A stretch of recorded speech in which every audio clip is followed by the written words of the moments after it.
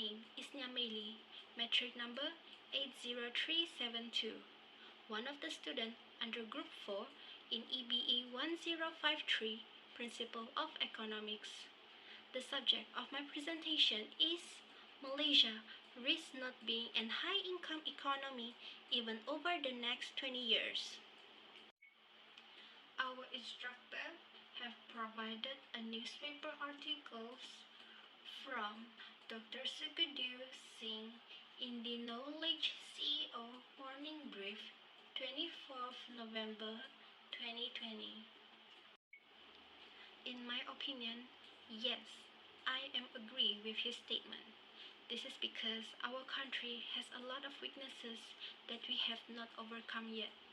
One of the concerning issues about Malaysian economy is the growth of export that has been declining, and it is a long-term trend according to Dr. Sukhdev. This will be a major barrier for Malaysia because our country gain income from exports. Less export means Malaysia will experience loss of global competitiveness in global market. Besides that, unemployment rate may also increase since the job opportunities is also declining due to lack of exports. The failure of education system also leads to unemployment because the graduates has poor skills. According to Dr. Sukhdev, another challenge that will halt Malaysia from being a high-income country in 20 years is weak fiscal management. Malaysia has constantly having budget deficits. Poor fiscal management can also result in overspending, inappropriate spending, non-compliance with tax laws.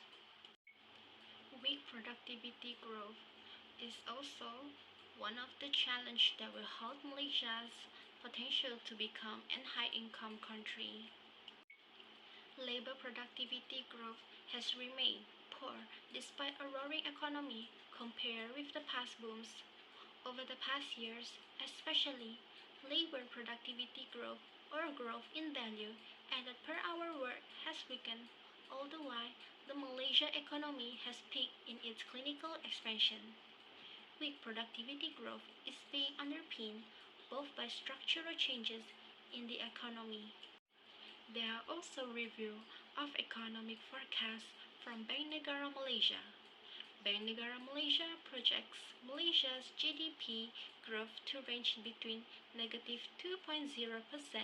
to 0.5% in 2020 due to output losses as a result of COVID-19 pandemic, the implementations of the Movement Control Order (MCO), and commodity supply disruption both domestically and internationally.